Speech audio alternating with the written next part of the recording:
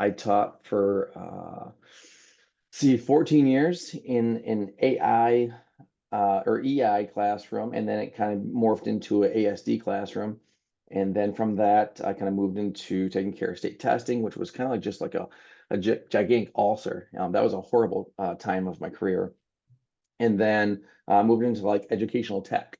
So the last 3 years, I've been doing lots of AI training all over the country. So I'll throw out what we've been doing here in Saginaw County, and we'll see, where we're at with this with you guys. And I'm kind of excited because this is like the third ELA group that I've kind of been asked to help out, providing some information. So I don't know if it's just you guys or this group, but you guys really did your surveys, like which was extremely helpful on making this tailored for you. So thank you for doing the survey.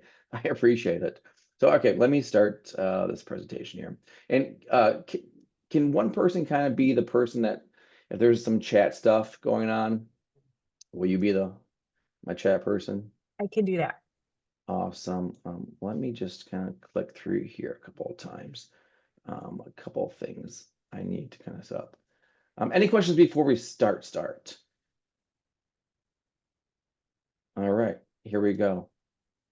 I believe this is the screen that I want to show you. And again, thumbs up if you can see Once Upon a Time here. All right.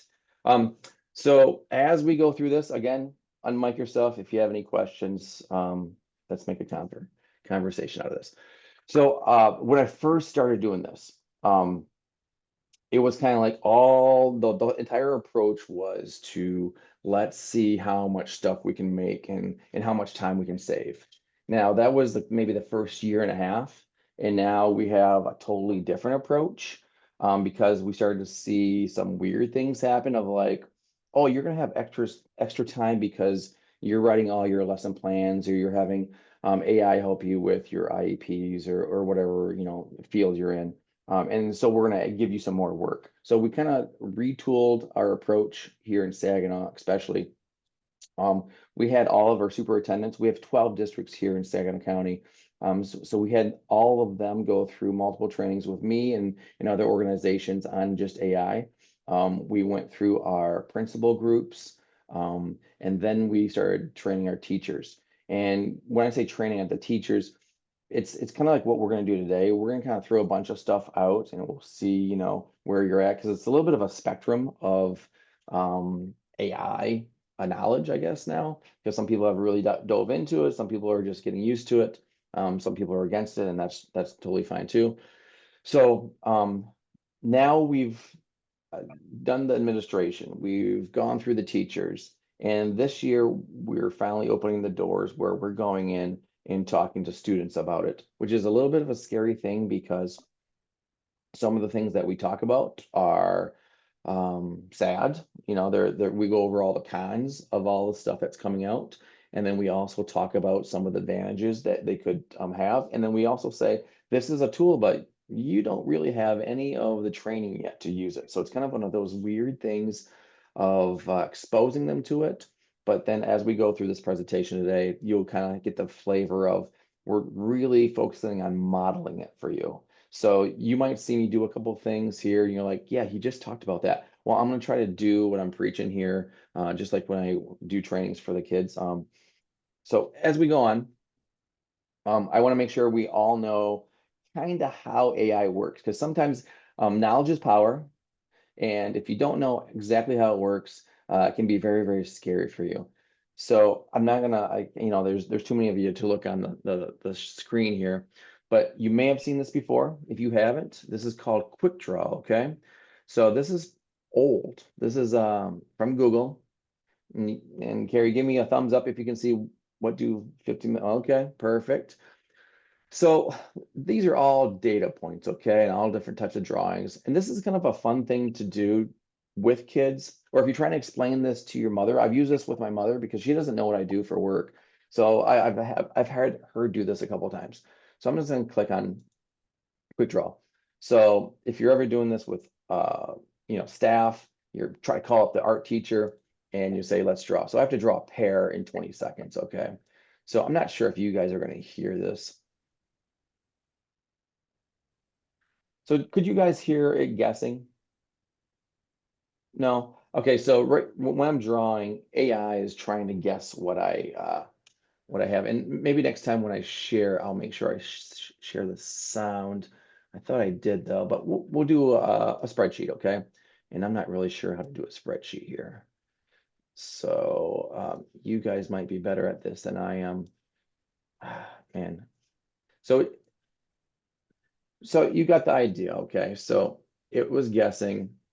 And then if you show the people, let's see, let's show them the apple here. These are all data points. So AI really doesn't know what an apple is. It doesn't know what a spreadsheet is. Its job is to collect patterns. Okay. So if I could scroll for days on these apples, so AI has figured out the patterns of an apple. Okay. Some people have apples with a bite out of them. Some people have apples that look like some type of weird, monster. But anyways, it's figured out what the apples are. That's how AI works. And if we kind of figure that out right off the bat, it's just collecting patterns or data. And we have lots of data out in the world now. That's on the internet. That's how it works. All right. Now, another little history thing for AI. AI has been around for probably 50, 60 years.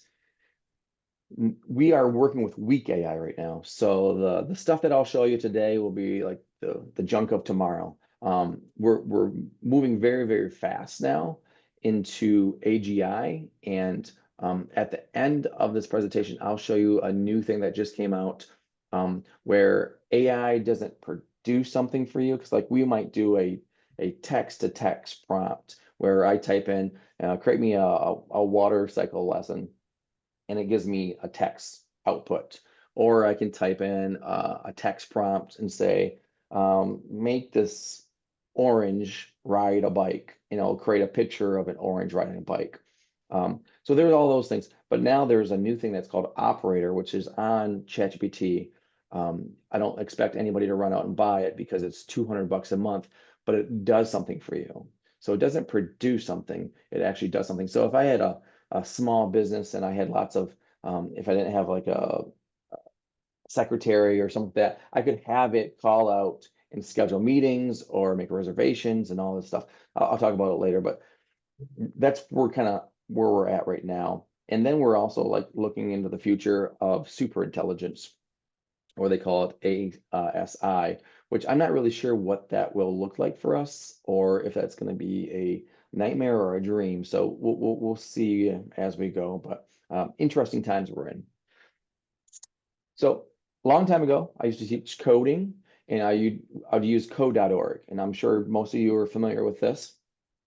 But this one right here, this one's an interesting one because this one I used to teach, and I'm like, well, that'd be kind of cool, if we had a AI robot that would go out to the ocean. And I'm guessing you guys all can see the little AI robot right now. All right. So it's going to tell me this little, story. It's really fun to use with the elementary kiddos. So I think some of your questions from the survey or some of your answers were like, how do we kind of, talk about this with elementary kids, especially the littles? So this is a perfect example. So my little robot right here has to figure out, what a fish is and what trash is. So, and I apologize if this is old news to you, but I kind of throw it in here because I think it's very important for us to kind of like talk about this type of stuff with our elementary kiddos. Let me go through here. So I'm going to say that's a fish. So I just trained the robot or my little AI guy here one thing. Okay, so this is not a fish. So I'm just kind of teaching it what garbage is and what fish are. Okay, it's going to give me some facts here. It's going to go out in the ocean and clean up the ocean for us. So I have only trained it 5 times. That's what we're doing every time we use any type of AI platform, whether it's Magic School AI, Diffit, Gemini, ChatGPT. We're actually training the bot, unless you have some of the enterprise, like education platforms, because sometimes you can ask it not to have it train the model. But this is just like a basic thing. So we go from this, what I used to teach to our students, to this. Here, let me see where it's at.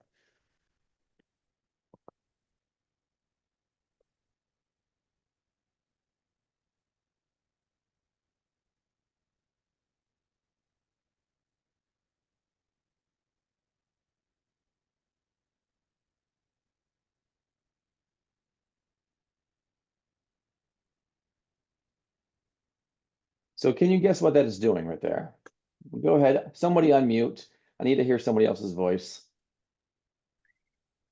Don't be I scared. think it's zapping, like firing the weeds. Melissa, you are spot on. It My is a brother-in-law is a machine. farmer. Okay, so my family's came from, farming, whether it was dairy or beef. But yeah, this is a piece of equipment that has been designed, and it has a computer in that piece of equipment that has been trained what a weed is and what the crop is. So just like what we trained our little robot that was in the ocean, whether it was a fish or a piece of garbage, this is like the real thing, the real McCoy. So, Melissa, I have another question for you. You might be on a roll here. You might do the Jared Goff thing. You might be 2 for 2. Um, what can we sell this crop as? Say that again. I gotta turn What you can up. we sell the crop as? I think it's organic. You got it, man. She is on today. Okay, Melissa, you're all done for the morning now. But yeah, we can sell this as organic because there's never going to be any type of pesticide going on this. So this company, which is Carbon Robotics, if you have time or if you want to show students, this is a pretty interesting company. They're selling stuff all over the world now, but they have small equipment and big equipment for depending on what type of farming you're doing. Very, very interesting things. And I'm not sure if anybody is a movie expert in here, but there was a movie called Interstellar, I believe it is, Matthew McConaughey movie, and he was a farmer, and his tractors would drive themselves.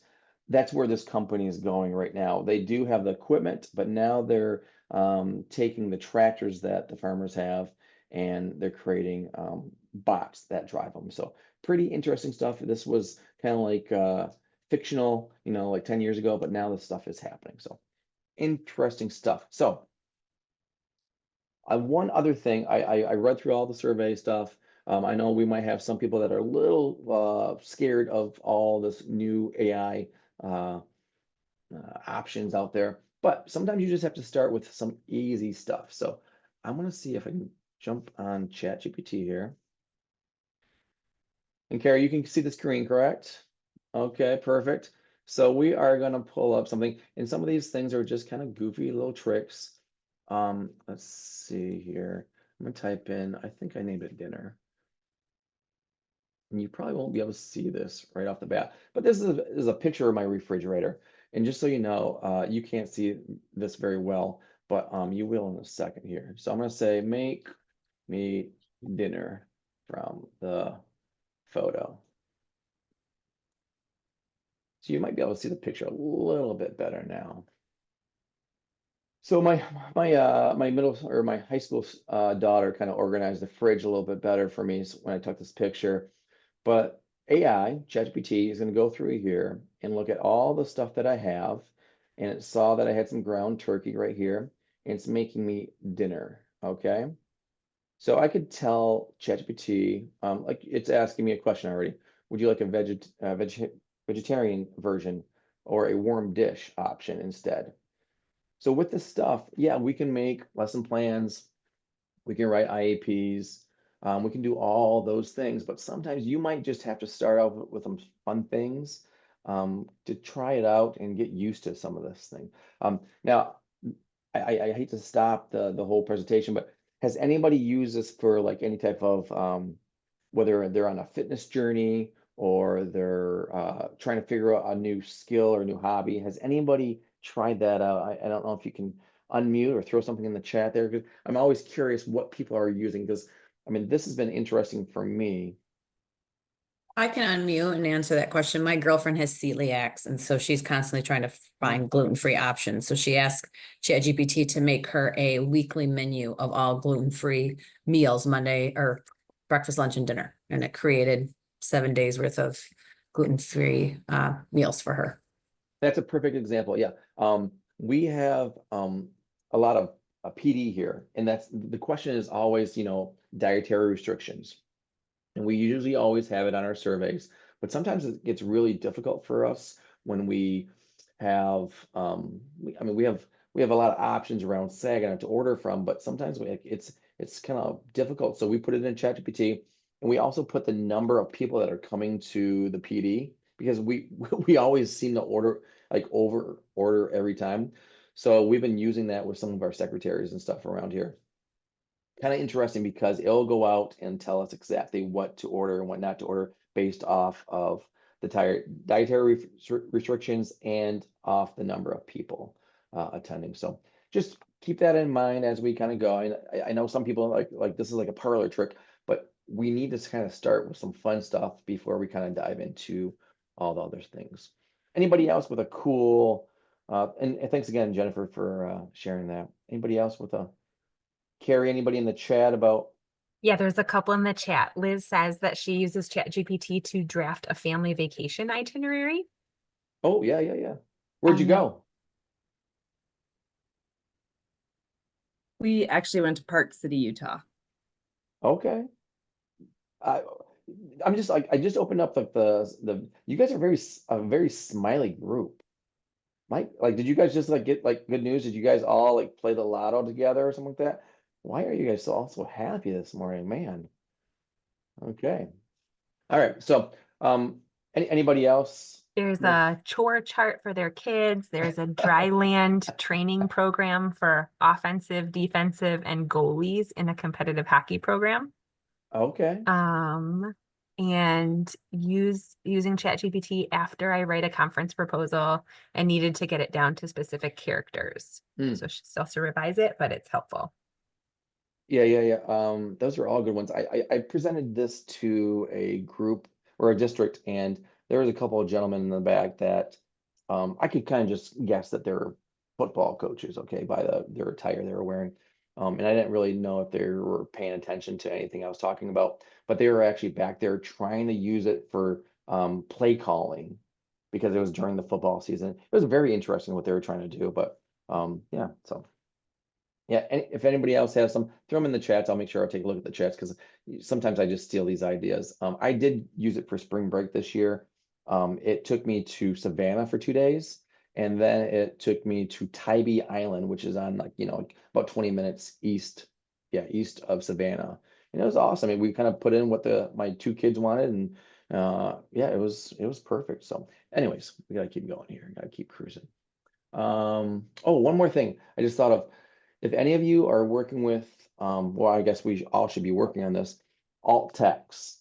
I just did this for a special ed group, and alt text is extremely important. If you're posting anything on social media, or if you have, a flyer that's going out, being a former special ed teacher, alt text is really important, but I'm not good at writing it. So if I have a flyer that has a bunch of stuff in it, creating that alt text is difficult. So I take the picture and I put it in ChatGPT, and maybe I'll just do example of this. And I'm not even sure. I'll do this flyer here. This flyer is for a STEM program that's coming up, and I'll do provide the alt text. It'll think a little bit, and there's my alt text. That's what I can copy and paste into my platform. So I'm kind of covering my bases on that. So just another way you can use it. All right, we'll kind of keep going here. Now, I know most of you probably already know AI is just a tool. It's not a person. But some people have been like, I don't want to say tricked, but just if you're on Snapchat, this is a good example. If you're on Snapchat, that AI bot asked you a lot of questions. And if you're not on Snapchat, that's all right. I'll try to explain this. But our young people are, and the bot will ask them questions about themselves, about their hobbies. It's trying to learn everything it can about them because it wants information. Now, I've seen students almost think that their bot is a person, the way they text to it or the way they talk to it, which is concerning to me because now we're getting some stories in the news about some of these situations, and I'll kind of dive into it in the middle of this presentation about some of the cons on AI. But this is almost like a thing that should be taught in school, every class, because it's kind of scary. There's a movie that came out, I don't know, 10 years ago. I think Joaquin Phoenix was in it. I think it was called Her. and it was like an AI bot in his phone or on his computer, and he has a relationship with it type of thing. He thinks he's falling in love with it, and then he falls in love with a human, and then he's like caught in between like the AI tool and the person. So if you ever want to watch a weird movie that seems like it's kind of coming to life, I think it's called Her. Never share any private information. I know this is a major concern, and I know this will probably be in the news. You know, somebody will have a HIPAA violation. They'll share some kid's information, whether it's an IEP or a social security number or passwords. Be very, very careful with any of that stuff. The new AI bots also can have access to your cameras now. So like I have ChatGPT on my phone, which I can let it use my camera. So, which sounds weird, but it's pretty unique if you use it correctly. But I also have to be careful when I turn my camera on because it's picking up everything that's in the room. So I make sure I don't have anything that's going to be Personal. personal. Yeah. Well, thank you. I don't know who just answered that for me. Melissa, I think just jumped in. We must be like best friends here. So and also remember, AI will always give you a answer or an output. These are hallucinations. They can make up stuff. You should always fact check things. And that I'll show you exactly how you can do this with students in just a second here. So, all right. Any other things in the chat, Carrie? You guys are a fun little group here to Someone work with. posted an article. I haven't had a chance to read it yet, but Okay. something looks like it might be about Snapchat. Okay. Yeah. And again, we're going to talk to somebody from the past here in a little bit, but we're going to kind of do it in two different ways. We're going to do it like in a fictional way, and then we're going to do it in a fact-checking way. And this is the what I kind of talk about when we need to do this in front of students, whether they're, K through fifth grade or we're talking about middle school or high school. They need to see us do it. They need to see us model it. So I'll try to do this a couple different ways. So what if we could talk to the past? So we're gonna have a couple people here, and it was what month was it? Women's History Month. Let's see, I'm gonna move that over a little bit. Let's talk to Anne Frank here, okay? So I'm not sure last time you read Anne Frank's diary, but we're gonna go up to here and we're gonna start a new chat. And we're gonna see Anne Frank. And can you guys see the side of my ChatGPT here? All old conversations. Can you guys see that? Yeah. They're really, really small, but we can see that they're there. Let me see if I can kind of zoom that in a little bit. Is that a little bit better? Yeah.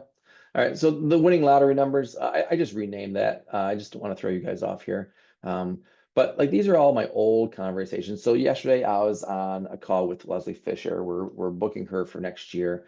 And then we're going to have her be a keynote. So I was working on some stuff, but you can go, I mean, these are years and years of conversations. So if you have a conversation with your bot, you're like, oh, you know what? I was talking about Anne Frank. You can just search Anne Frank up here and it'll bring you back to that old conversation.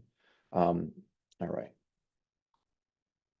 So does anybody remember, and this is gonna be a weird question because I just randomly pulled this out. Does anybody remember who Anne Frank was kind of like in love with or had a crush on?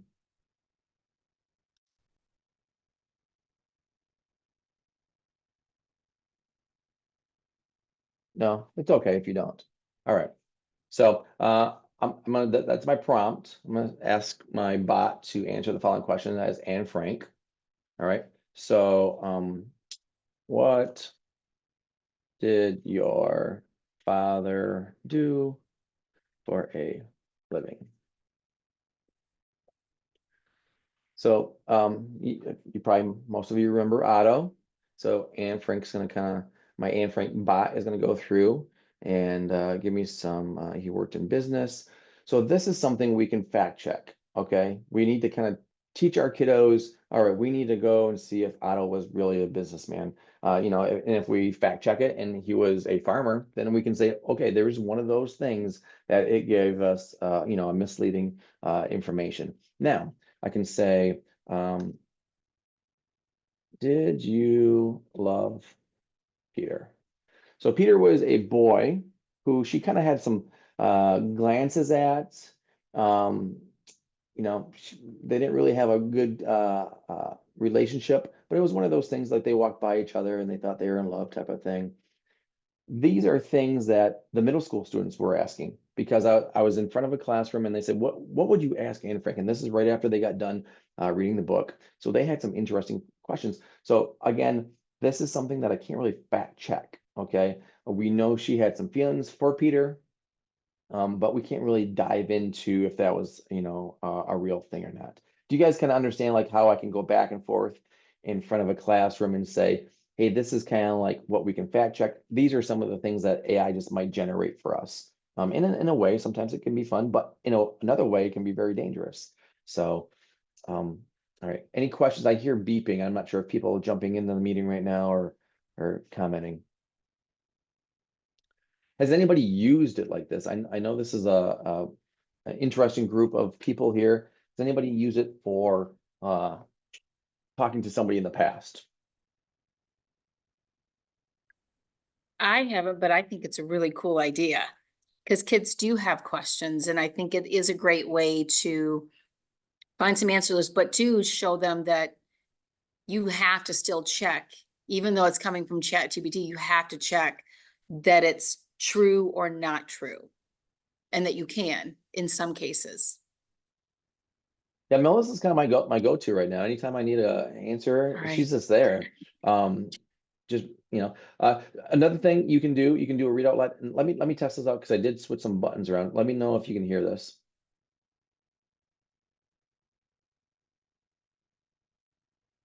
Oh my goodness, how embarrassing. Let me stop sharing here. Let me redo this because I'm gonna need sound here in a second. I don't see. It's not giving me the option. Okay, share sound. There it is. This will be a lot better. Okay. Let me see if you guys can hear this. As Anne Frank, I would say, I had very strong All feelings right. for Peter. We took care of that. Now, I'm not sure if it still works, but you can ask your bot, and it kind of like it was kind of like governing itself for a while, but you can ask it for a certain accent or a certain way. We did a very, very, very boring PDF the other day in a pirate tone. We asked it to talk in a pirate tone. So we were going over information that none of us really wanted to listen to in the meeting, but we turned it into a pirate and we all listened to the 16-page document. So it was just a different way to do it. Okay.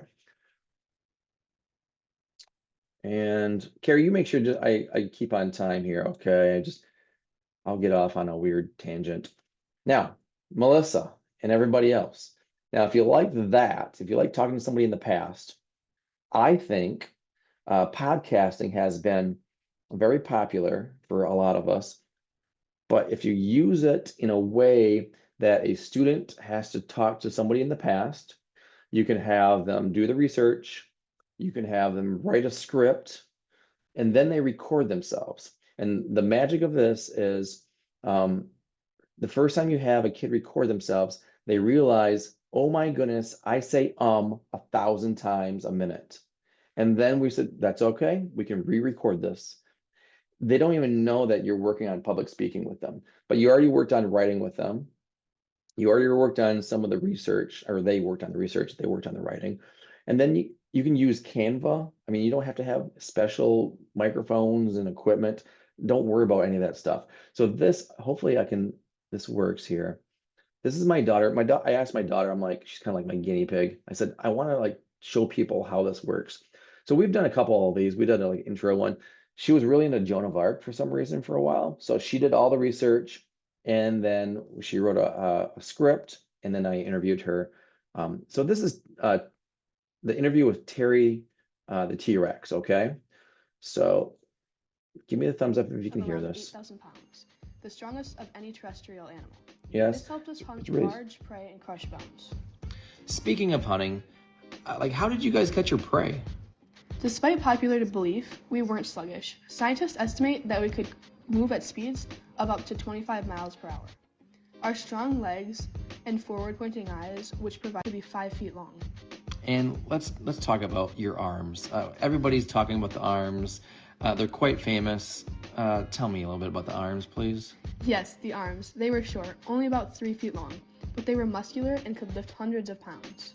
Okay, we're gonna. So this was a kind of a goofy thing. We messed around with it a couple times, but she was having a little bit of a hard time because she would do the research, and her script writing was kind of. I mean, she doesn't listen to podcasts a lot, but so we ended up having her put her research into ChatGPT and asking it to write a podcast script based off her information she gathered. So which was it made it flow a whole lot better. But at the same time, I was kind of like trying to model it for her and not just giving like, hey, here's this AI bot and just go, run wild with it. So we've been doing this with a number of kids now. We have one teacher here in Saginaw. She is using it for her study guides. So I can't remember if it was the Civil War or whatever, but she was having them play the characters of the generals that they were going or studying. So I mean, it was pretty much a auditorial, or audio study guide for them. It was very, very fun to do. And now she started her own. She's documenting her swim, her sports season type of thing. So kind of a fun way, but I think it's really cool. Oh, I did put the script in here. So this is what the script looked like after we had ChatGPT take her information and kind of go through this. And I kind of had fun. I think I asked ChatGPT kind of to have the host act like Johnny Carson, which she had no idea who Johnny Carson was, but I thought it was kind of a fun way. But that is, I think, a very powerful way to do this. And if we jump into this, I can tell you because Rumsey has a podcast challenge every year. I think actually we have 2 per year, but these are all the things you're working on during a podcast. So if you bring it up to your administration or whoever, they're like, oh, we don't really do that stuff. Well, you're wanting to work on probably almost every one of these bullet points. And if you just put it in a different type of format, which is a podcast, and there's like a little bit of a, like you have to kind of teach the kids about show notes and all that stuff. You can do all that too. But let me click on this link here and I'll share this slide deck with everybody, and just about every image has like a little bit of a link to it. So Rumsey has all this stuff. This is like a 90-page document about if you want to make a podcast in a classroom. These are short 2-minute clips of how to make a podcast. But this is what I was talking about. If you want to do this with your kids, I don't think it's not due until like October 31st of next year. But it just has to be a 2 to 5 minute clip or a 2 to 5 minute podcast. So it doesn't have to be very long. And then you just upload it. And if you win, it goes to the judging process. And it looks like it's going to be announced at this conference in Grand Rapids next year. I didn't even know that. Okay, that's kind of cool. So kind of a fun way to do it. So questions about that? Questions about podcasting and AI? I don't hear anything. I'm just gonna keep moving. I'll take that as my cue to keep going, Lyons. Okay.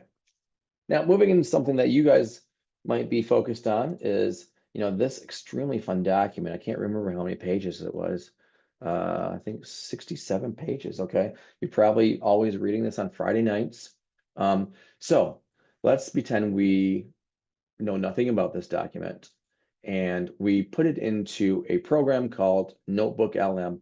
Some of you may have used it, some of you may have heard about it, but I think it's one of the coolest things, the coolest tools I've seen in a while. Plus it's free. So I put that document in here and it's going to create a podcast for me, okay?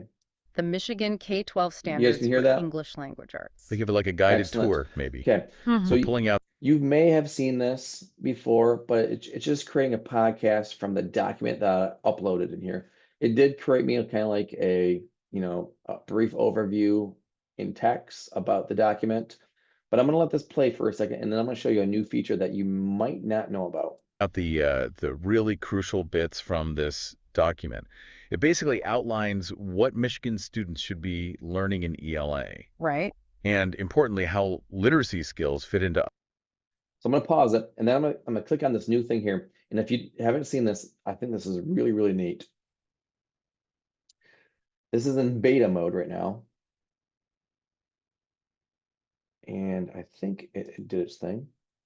You know how it is, you want to get a solid handle on something I'll let it important, play for really a second. understand it, but you just don't have hours to wade through Give me a like thumbs up if you can super hear that, dense right? documents. Yeah, Okay, because this is absolutely. really That's important exactly right what we're here. trying to do here. Today, we're doing a deep dive into something pretty fundamental for education, the Michigan K-12 standards for Oh, hey there. How can we help? Hey, what state were you talking about?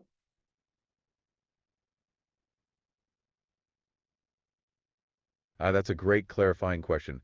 We are talking about the K-12 standards specifically for the state of Michigan. Yes, exactly. Thanks for asking. Sometimes we get so into it, we forget to be super explicit. So Michigan it is. Okay, so thinking about Michigan's framework, it was adopted back in 2010, which, as we were saying, Hey, yeah, what's up? Hey, what year was that?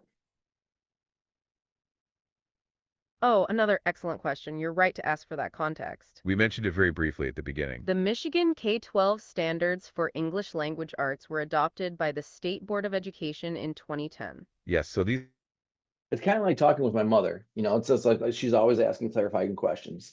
But this, I mean, for me, I think this is so cool. And if I don't think anybody like under 13 should have any type of AI, anything in front of them. But if I had this in front of my classroom and I had a document that I was going over, anytime the kids wanted to ask a question while I had this playing, it'd be super, super cool because now they have a little bit of interaction with a AI system that's pretty safe, again, with adult supervision. Or if you're going over in document, or I'm going to keep saying or, you have a document that's going out to parents that you're like, man, I know they're probably not going to listen to this. This is something that can just be downloaded and you can email it out, you can share it however you want. If you have a document, if you have a team that you need them to go over, cover, they can listen to it on the drive into work. I mean, it's just one of those cool things that I think is not really utilized by teachers or educators right now, and it's free. It's pretty safe. And you can kind of go crazy with this. You can also say, you know, become a pirate. Silly things like I said before. You can ask it for a narrowed down focus on what you're really looking for, what you're diving into. Has anybody used this new feature on Notebook LM? I have. I've uploaded like longer articles and have it. I actually had one article that I just could not wrap my brain around, and I listened to it like 3 or 4 times because I was leading some work around it. So yeah, I've used it quite a bit. It's great. Yeah, I mean, if you haven't, and Stephanie, thanks for sharing. I think you just have to sign up through your Google account. It's nothing crazy. I mean, you don't have to create a gigantic, password or anything like that. You just kind of sign in through your Google. Yeah, try it out if you haven't used it. I've used it Okay. also. What's I that? I used it also. I put the dyslexia handbook in it Mm. and it made a 20-minute little rundown of it that a lot of people have found useful just to kind of give you the gist of the dyslexia law coming out. The only thing I found is that my resale blocked the work with my email with that. So they just had to change a couple filters, but that was it. So it was good. Now, Miranda, right? Yes. How'd you share it out? Like you put the document in there? It was a little tricky because sometimes like my guinea pigs that I test stuff out with, they didn't receive it at first. So they need to make sure that their work email accepts it also, or they won't be able to read it and they need a Google account. So I then was able just to kind of download and save the link, and then I could share the link out. Yeah, I'm glad you said that because we do have a couple Microsoft districts, and they do have a little bit of a glitch there. You just have to kind of give them a heads up of, hey, this is coming to you. Yeah. And that in working with the tech teams, this is a pretty harmless thing for them to whitelist. So it's nothing too crazy for them to give you access to. But Yeah, and my good friend that I kind of test things out with, her district is Microsoft. So she was able then to do it through her personal email, but at least she knew, and then, to get that clearance quickly from the district would have been more challenging. So at least we knew what the glitch was right away. Well, cool. Thanks for sharing. Anybody else with any notebook LM confessions? All right. So I'm gonna show you that. Okay, Suno. Has anybody used this? Okay, I don't see a lot of people shaking their heads. Yes. Now, I'm still trying to figure out if I love this or if this is just a dangerous thing that I'm using and showing people. But every time I do an AI training, this seems to be the most popular thing. So lots of interesting things here. I have a free account, which means I have 50 credits. And I don't know if you guys can see this. I'm not sure how it looks on your screen. But there's 50 credits over in the left-hand side. Now you do have to kind of like sign in to this, so you create an account, which I don't love, but whatever. So you can do a custom, you can do some basic stuff here. So let me just do custom, and I'm going to type my own lyrics in. And this is where I think it's kind of cool for kiddos, because if I tell the kids we're going to make a song about our class, or maybe we're going to make a song about classroom rules. So let's, are you guys probably mostly elementary in this group? Or is it kind of like just all over the board? Carrie, you're muted. K-12. K-12. I just wanted to say you're muted. That seems like it's a necessary thing to say during a Zoom meeting. So okay, K-12. I'm just going to pretend. Let's see how I want to do this because I want to make sure it sounds halfway decent here. I don't know if you can enlarge it at all either. It's real small. And You guys tell me. Is that better? yes. Yeah. Okay. So add your own lyrics. Trying to think of one that we just did. Classroom rules. Let's not eat lunch in the bathroom anymore. Let's not stand on the tables anymore. Okay, I mean this is goofy, but this was a real thing the other day. I'm not sure if you guys have your high schools doing what's the play Mean Girls, but there's a scene in Mean Girls where she eats in the bathroom. If you guys have watched the movie lately, anyways, it's become a popular thing for high school kids to go in the bathroom and eat, and I have no idea. This one district is having a horrible time with it right now. So it's from the movie though. So I'm gonna do that, and I'm gonna say, let's see. Let me see if they have any other suggestions here. I kind of like this. Oh, maybe not that. I'm sorry. I'm very picky on my. I don't know, maybe I just type it in here. Country. I'd be boring here. All right, so there's other options. I'm gonna create this song. Now it's gonna give me two different versions here. Classroom Rules is, might be the next big hit. I don't know, but we're gonna test them out here.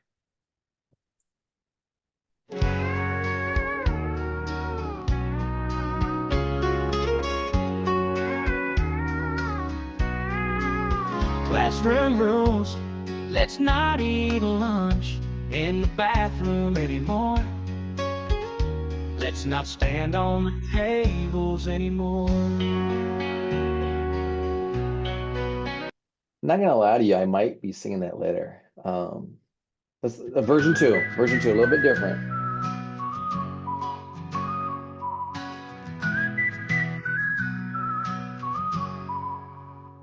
Classroom rules, let's not eat lunch in the bathroom anymore.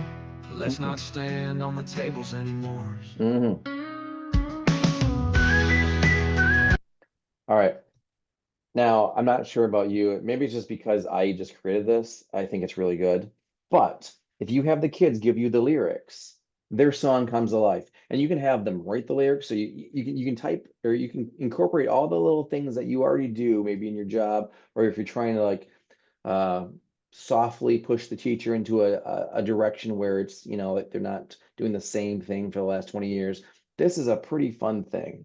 So let me show you another little version here. I'm gonna zoom out just for a second. Did you guys like that one? I think that's pretty cool. I think people could use it like for poetry, like if kids were writing poetry and put their poetry to the song, turn it into a song. I think that would be motivating for kids as well. They Or were even shared in the review game, like you had, like how, I mean, when you're trying to remember all that stuff and they just something quirky to put together to retain it. Now, Sarah Gibson, you're just jumping in because I see your horse there. You just like the country music. That The is genre part of it, right I'm there. not gonna lie. Yeah. I do have a Um, ghetto side though. Okay, so the rap is very good, but it's like the way the AI does it, it's sometimes you miss a lyric or two, and it sounds good, the beat's good and everything, but jazz is really, really good. We've done a lot of jazz songs, but we've done this for a lot of like retirement parties. We have a bunch of people who tell us little stories and we throw it in the song, and then they think that we went out and spent some money. So let me do this. They changed a couple of things on here, and I want to make sure this is the right thing. Classroom rules for a third grade room. Let me just generate this. And the bad thing about this, like every time I do a presentation on AI, there's one or two things that change, which is just really, really difficult. And I know it's like hard for a lot of you because if you don't use it every day and you're like, where'd that button go? It's just a pain. No running loud, let's keep it cool. Respect each other, it's the golden rule. Raise your hand before you speak. Kind words and actions every week. In this classroom we all shine. Helping hands and hearts align. We'll learn and grow as one. All right, so this one, I just want to show you the two different things. So I'm always scared of us being over-reliant on AI. So that's why I showed you the first one, like where I typed the lyrics, or I probably should have just said, hey, give me some lyrics. I would have had you help me create the song. This is just me being lazy and saying, create me a song about classroom rules and for third grade, okay? But I just want to show you the two different versions. Sometimes you can, hit a home run with these things. Sometimes they're like just like so terrible. I can't remember if that was for Sarah. Rap. Let's just use all my credits here today. Like I had 20 more. You can kind of I started at 50 and they go down. Now if I wanted unlimited credits, I could pay for them. Okay, let's see where this goes.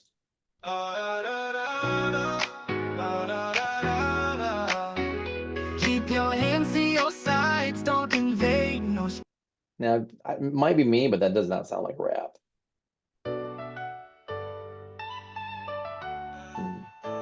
Keep your hands to your sides, don't invade no space.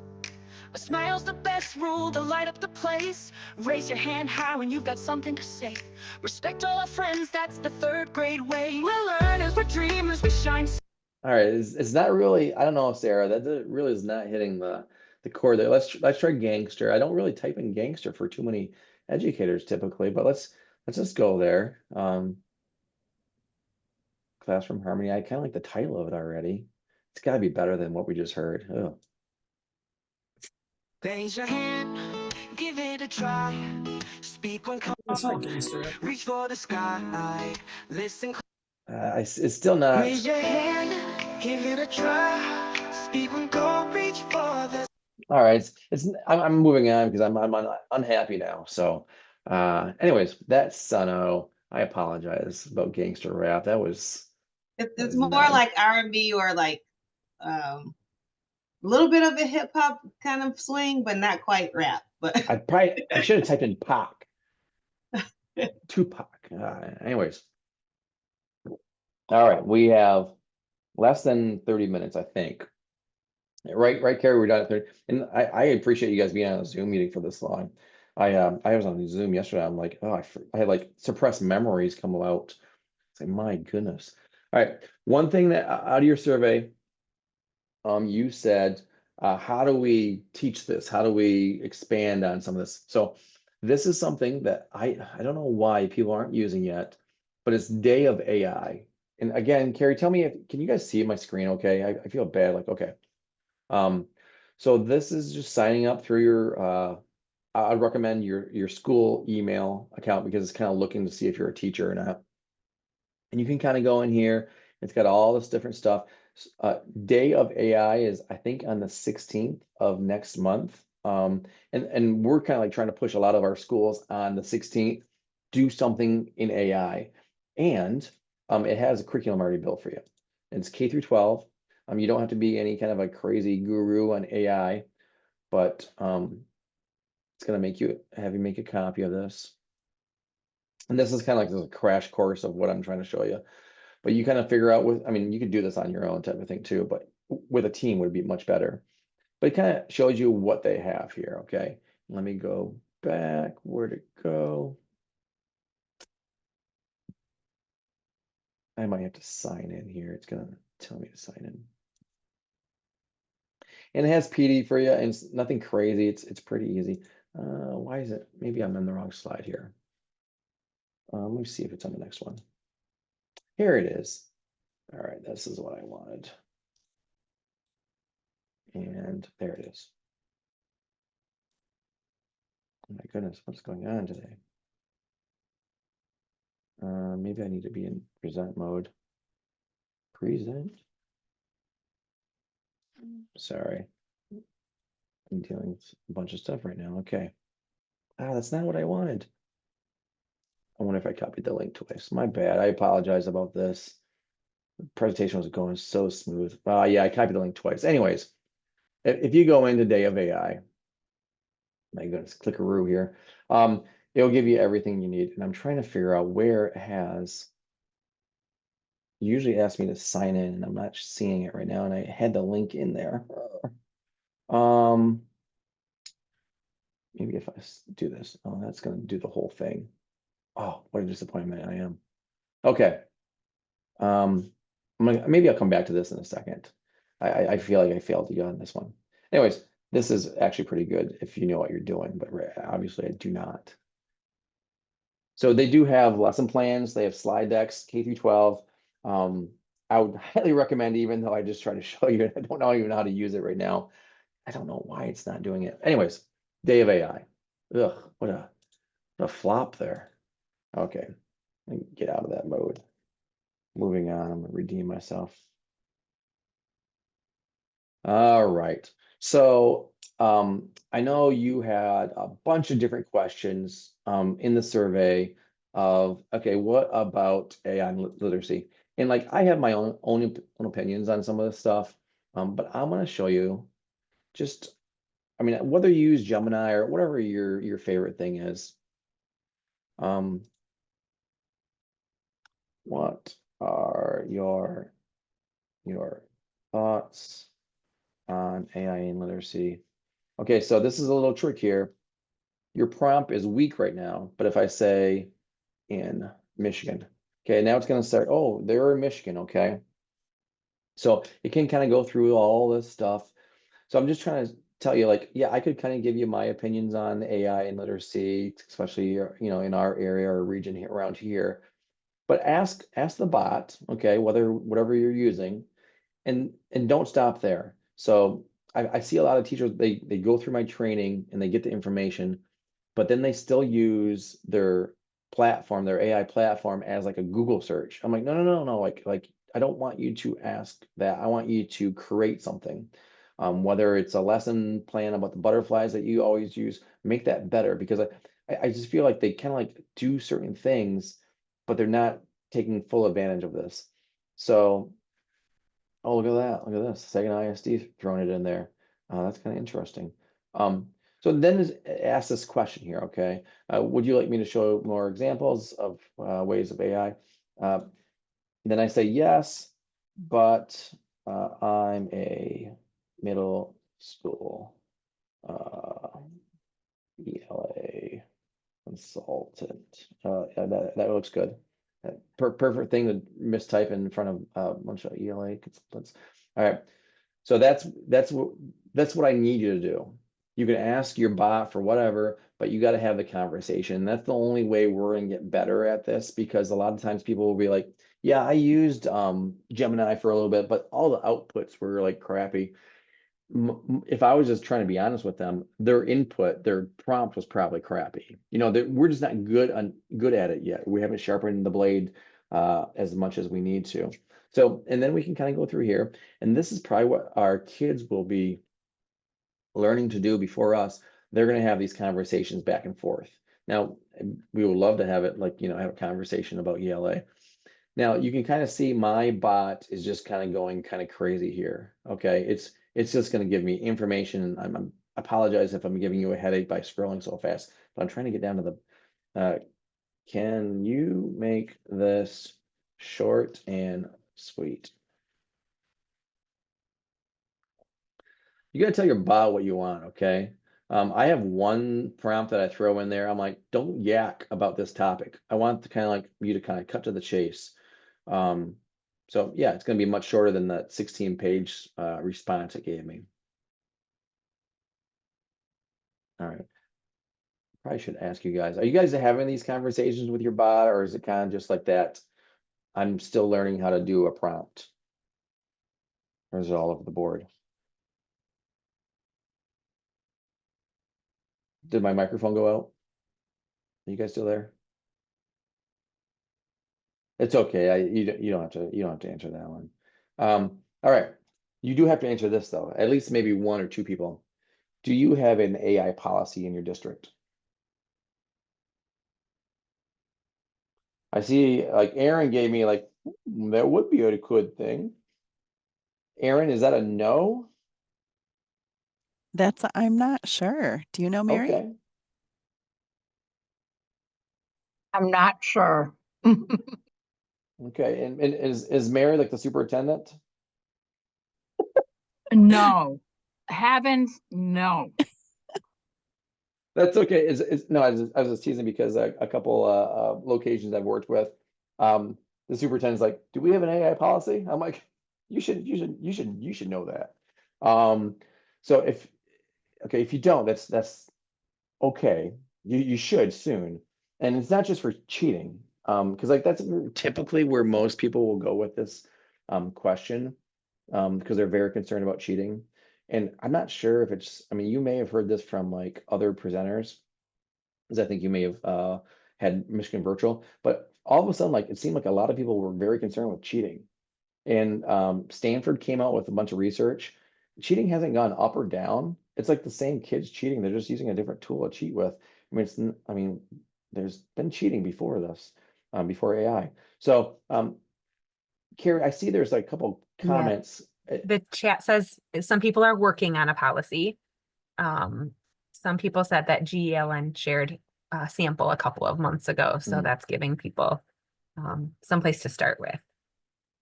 Yeah, it's not like, I mean, I'm going to say it's a very important document. I don't want to knock it down at all, but it's not like rocket science. You know, it's not something that you're going to, I mean, what's your cheating policy right now?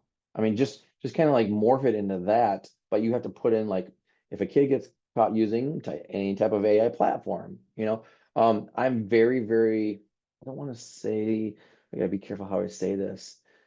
I'm not a big fan of AI like checkers.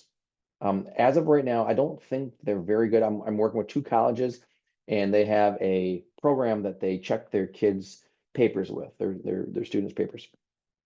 They're flagging a lot of things that aren't AI, because like we've actually sat with the kid, had him write, had the bot check it, and it comes back as AI written. Like, I mean, you could take the Declaration of Independence and put through an AI checker, and it comes back as AI written.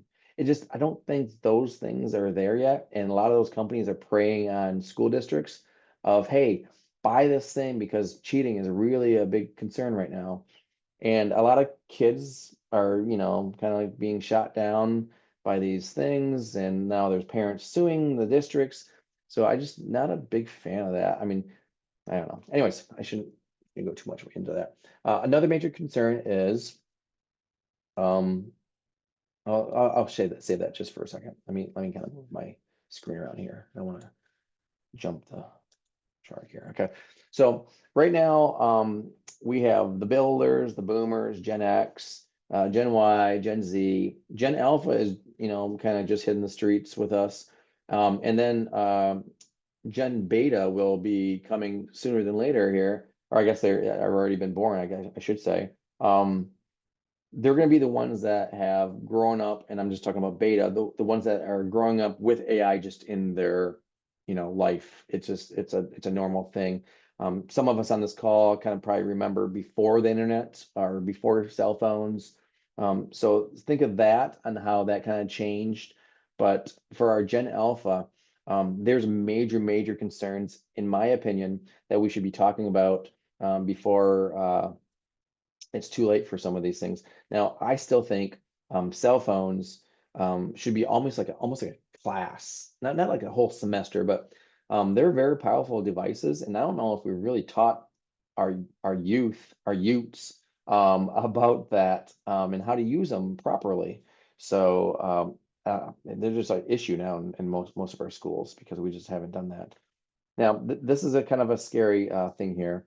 So our boomers, not very many hours. And then our Gen X, 6 hours, millennials, almost 7, Gen Z. Now, this is the weird one right here, this next slide here. In our lifetime, 34 years will be spent on screens. Now, I'm saying that from, I'm a tech person and I'm on the screen a lot, but I also have understood I need to separate myself from a screen, and it's hard. It's extremely hard. And my kids are thinking I'm going crazy and having some type of midlife crisis, but I'm just like seeing some of these numbers that are really scaring me.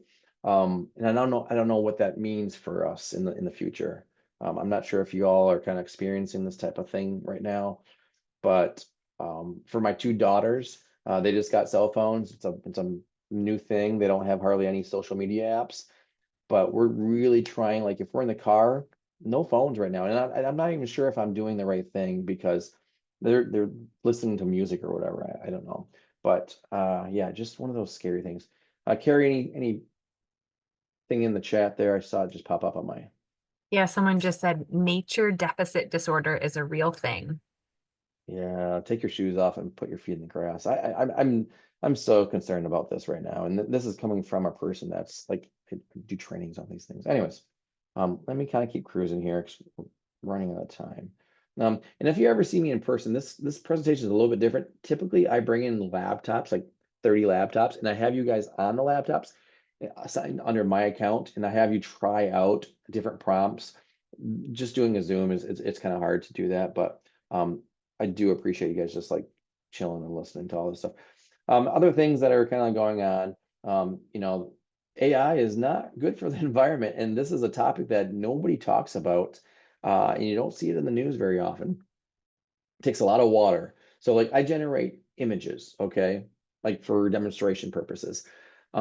They say if you're creating an image on ChatGPT, it's almost the same amount of electricity that it takes to charge my cell phone, which is very concerning for me because typically my image isn't going to change the world. It's a dog riding a bike in the city to kind of show people like, hey, this is a brand new picture. This is taking images from the internet. Let's put them together. And then I'm like, I just wasted energy. So like this is really worrisome for me. But I also think AI can maybe almost solve its own problem. Wastewater is a huge thing because these gigantic large model learning systems are needing to be cooled down. And I know, we're kind of close to Dow Chemical here, and they actually sell something to these companies to try to cool their machines down. Anyways, that's a whole other presentation right there. Anybody else like freaked out by this? Yeah, okay, good. All right. This is the one that I kind of started talking about, but I backed out of. This is the one I've been showing to high school students. So the last 2 weeks, I've had a chance to present to the entire student body of Swan Valley and Bay Area. So 400 kids come in. We talk about all these fun things. We have the kids come up and they're volunteering to type in different songs, and we're having fun. But then we need to talk about this stuff because I'm not sure if this is being understood by us, because this is a young man that was cool kid in high school, and he was social, and then all of a sudden he was starting to use this it's called character AI. It's kind of like you can become friends with, like anybody that you can think of, whether it's Isaac Newton or Jesus, or it's like you type in who you want to talk to. But that bot isn't really like watched over a lot. There's not like a lot of like parameters around it. And its job is to ask you questions. So it kind of becomes like very knowledgeable about you. Well, this bot was almost like in a relationship with this young teen. And the mom was kind of noticing that he was spending a little bit more time in his bedroom, and he was doing some things that he shouldn't have been doing with this bot without a lot of like uh I don't know, oversight. And the bot was kind of saying, "Hey, I want you to join me. I think we should be together." Well, the kid took that as, "Oh, I'm going to commit suicide and join my bot." So a lot of times if I present this in front of kids, they're like, "How could that happen?" I'm like, "Well, do you ever see a kid maybe at lunchtime that's not sitting with anybody?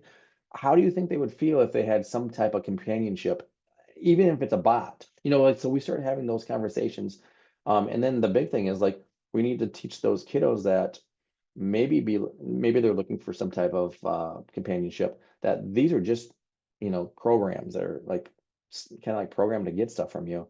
So anyways, that's again a whole other presentation. It's not a ELA type of thing. If they don't know the behavior, teach behavior. That's kind of like an old thing that we used to say in my room, my ASD classroom. So these are other things, like if you're like, what should we be teaching these kiddos? I really think these should be in like classrooms, kind of like not a class by themselves, but just kind of smushed into a class. It's talking about over reliance. It's talking about deep fakes. It's talking about plagiarism, privacy things. These, like, if we don't talk about these things with our kids, they're gonna learn the hard way, or they're gonna like go on and make mistake after mistake, and we're gonna be like, why are they doing that? Well, I think it's our responsibility right now. It's a very vital time because these things are all pretty new. It's kind of like the Wild West. Policies and laws will be put in place. Things will be voted on. I'm sure there'll be, changes in the future. But I think right now, like some of us, like all of you on this call, are getting some information. And the more you can kind of share this out with people, or, we can start talking about it in classrooms, the better. There's the only criminal thing to do is not do anything. So, Carrie, I saw a couple of things pop up in the chat. Sorry. People were just asking, what do we need to do to make that happen? I guess what you're doing right now, like you're getting knowledge. I mean, like I said, knowledge is power. The more stuff you can gather, the more stuff you can start talking about in meetings. Not that we just want to like, hey, it's gonna be AI, school. But like some of these things just have to be covered. And I'm sure we'll, in 2 years from now, we'll look back at some of the things that we were like trying to cover. We'll be like, oh geez, we're way off on that, or we're spot on. But man, I think it's so important right now. Anyways, I do kind of cruise through the next couple of slides here because I want to get to the end. This is a nice slide from Matt Miller. He writes a bunch of great books. I know some people were asking for book ideas, if you're doing a book study or something like that. But this is a fun one to kind of show to a group, whether you're going back to your district or in your building or whatever. You're like, let's talk about plagiarism and cheating. Like, what if the student wrote the main ideas, AI generated a draft and offered feedback for improvement? Like, I think AI platforms are great tutors. Like, if you know anything about Benjamin Bloom, he talked about like the 2 sigma problem of like, you can take a below average student and bring them up to a above average student with just a great tutor. Now, we have tutors that are free on our phones and on our computers. But this is an interesting one to talk through, like where does it become plagiarism? Where does it become cheating? So that's a whole fun discussion to have on that one. We're gonna kind of skip over this one. You guys can play around with that one. This one is another prompt. I'm jumping around here. Sorry about this. We're not gonna take a coffee break. We only have like 7 minutes. Let's see. Oh, okay. So I did want to show you this one. And you said, what can we do? All right. So I'm going to go back to my friend here, my ChatGPT friend. I'm going to open up a new conversation. And this, hopefully you can kind of see this. I'll zoom in a little bit more. Elementary students from Michigan are going to do round robin writing with you. You write 2 sentences of a mystery story about a missing time capsule found in the old school basement. After that, the students are going to provide the next part of the story. We will continue this back and forth until we say the story is done. Okay? So again, I'm in the teachers, the adults in charge of the AI bot. Okay? So here we go. When workers begin repairing the floor. And let's do this. This is Awesome. Here's the start. When workers began repairing the floor of the old Maple Grove elementary basement, they stumbled across a rusty metal box buried deep under the concrete. Inside was a dusty journal with a strange message. Whoever finds this must solve the mystery before it's too late. Your turn, students. What happens next? This is where I say, all right, kiddos, let's take 2 minutes. Let's brainstorm. Let's figure out what we want to, what direction we want to go into. Now, I've done this multiple times. We're very lucky. We have Delta College right next to us here at our ISD, and they have quite a few STEM days. So I go over and I've been doing this AI thing with them. This is so fun to do with kids.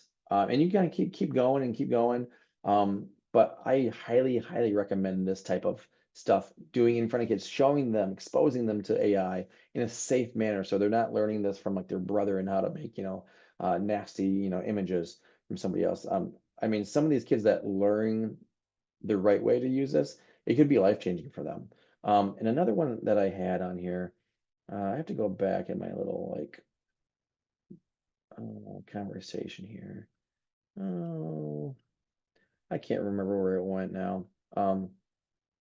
The other one is where we watched a movie with the kids. I mean, they read a book, they watched a movie, and then we say, you know what, the ending was kind of cool, but let's rewrite the ending. And the last one we just did, and maybe I deleted it. We wrote the ending to the Titanic movie, and it was super super cool. The kids kind of end up making Jack and Rose. They both lived. He got a job back in San Francisco as an artist. It was a kind of a neat way, but I had them writing. That was the key thing. So there's that. Oh, there it is. Yeah, I was gonna show it to you. Maybe I must have took it out of here. This is a deep fake. That's just me speaking Italian.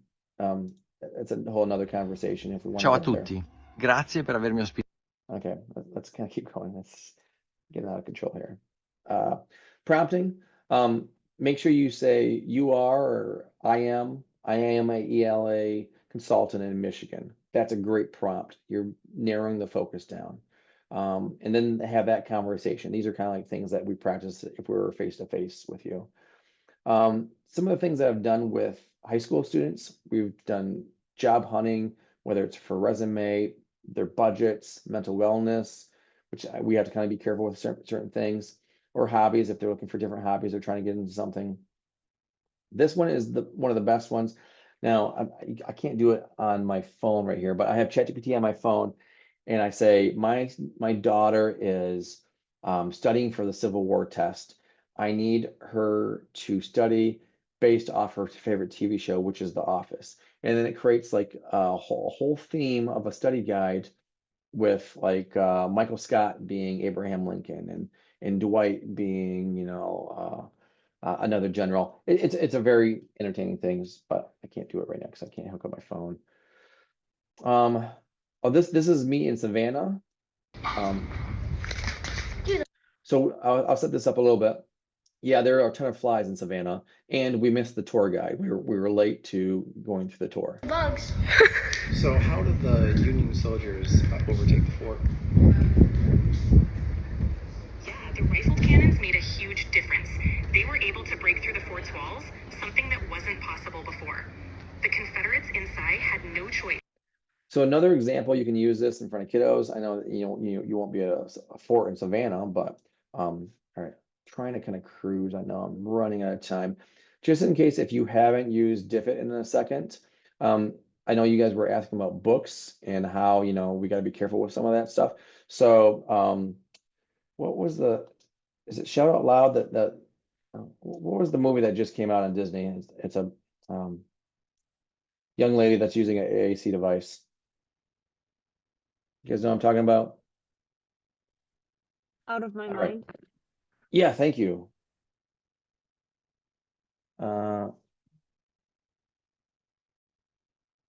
No, that's not what I'm talking. Anyways, I'm just gonna type in 96 miles. I don't even know what that is. Now you can pick out what chapter you have. This wasn't there before. You can kind of like search on what you want. So again, if you haven't been to Diffit in a while, that is a really good thing. And here are some classes. Remzi offers a bunch of free classes on AI. So if you're looking to kind of dive in a little bit more, over that, I would say this is one of the best things I've ever taken. Dr. Jules White, he's an instructor at Vanderbilt. I got to go down and spend a week with him. His classes are free and they're awesome. There's parent classes where you kind of learn on how you should be exposing your kids to AI. There's a bunch of educational things. If you have not done a book study or read this book or listened to it on the podcast or the audiobook, it's mind-blowing. That's a crazy book to cover. And then of course, Dan Fitzpatrick, he's been one of the leaders for the last couple of years. He's typically in Michigan once or twice a year. So if you get to see him speak, he's not going to dive into the tool per se, but he's going to give you some interesting ideas. And one last thing for me, if you want to come outside and get your feet in the grass, I host a outside of the classroom PD every year. It's at Hartley Educational Nature Center. We own that here in Saginaw ISD, and 300 acres, and we have our entire PD outside. So I think right now we're at maybe like 70 or 80 folks from all over the state. And then we have our keynote. She's from the UP. She's a YouTuber. She talks for about 30 minutes, and then we have sessions all day, but the sessions are 20 minutes. So it's like lightning sessions. So that is a lot of stuff. I apologize for running or I skipped a couple of things, but if you ever need anything, just email me. I'm happy to talk to whoever wants to talk about this stuff, and I got a truck willing to travel. Yeah, Carrie, thanks for having me. I hope I touched on this stuff. I really try to look off your survey and try to like hit on the things that you guys were asking for. Yeah, we are super grateful for your time this morning, Mark. And if you would be willing to share your slides, if you just want to email those to me, then I can link them in our agenda, and that will be helpful for the group as well. I will do that right now. All right. Thank you so much. Hey, thanks everyone.